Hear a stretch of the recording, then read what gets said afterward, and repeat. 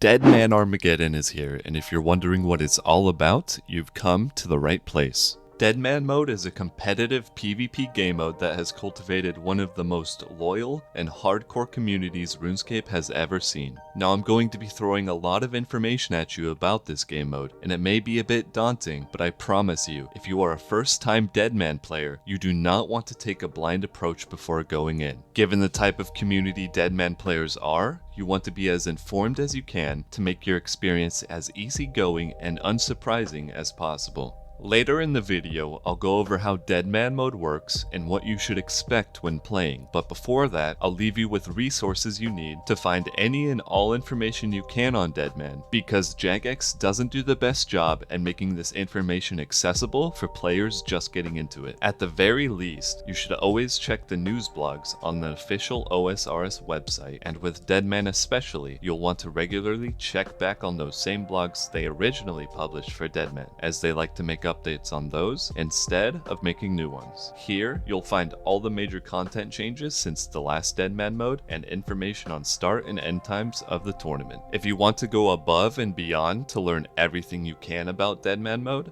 and how it differs from the main game, you can check the OSRS Wiki and look at previous Deadman news posts and chronologically make your way through each one. Jagex also uses unconventional avenues to answer questions and provide further information on the game, specifically for Deadman, via Twitter and Discord. On Twitter, Deadman players like to tweet questions or concerns at Jagex staff, and they answer, so if you want to do that as well, or see what other players are asking, check them out and give them a follow. Jagex also has a PvP community feedback Discord, which I'll link in the description, where they have a channel specifically for Deadman discussion, where Jagex staff and players in the community discuss the game mode and any potential areas of concern that need to be changed or addressed. Now that you have all the resources you need to learn about Deadman and how it works, I'll give you a rundown of the setup and gameplay changes Deadman Mode offers. Deadman Mode is a limited time PvP game mode with boosts and buffs where everyone starts on a fresh level 3 account and races to gain wealth,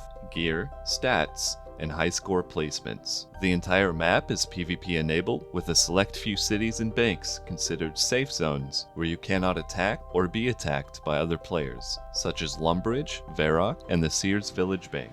A PvP death results in the PKer receiving all the items the other player is carrying, as well as 10 of the most valuable items from that player's bank. There are a few methods to minimize your risk as a player, and I'll cover them all in a later video, but the biggest one is the safety deposit box, in which you can store 10 items that are completely safe from being lost on death. There are combat bracket worlds, which means whatever world you're in is only populated by other players around your same combat level. There is an XP modifier starting at 10 times XP in the lower brackets, up to 15 times XP in the higher brackets. This modifier is also applied to quests and all XP lamps you receive, so keep that in mind when planning out what you want to do this Deadman. There are also Deadman sigils, which are essentially buffs to your account that can help you survive easier, skill faster, or PvM/PvP more efficiently. I won't bother going through them all because the OSRS Wiki does that, but to give some examples, the Sigil of Titanium reduces all incoming PvM damage by 60%, and the Sigil of Remote Storage sends all your gathered resources straight to the bank. There is a teleport timer, which locks you from teleporting unless you have been out of combat from both monsters and players for 7 seconds. If you are attacked by a player in a single zone, there is a PJ timer which prevents anyone else from attacking you or that player. So if you are attacked, you only have to avoid being attacked by that player for 7 seconds before you can teleport away to a safe zone.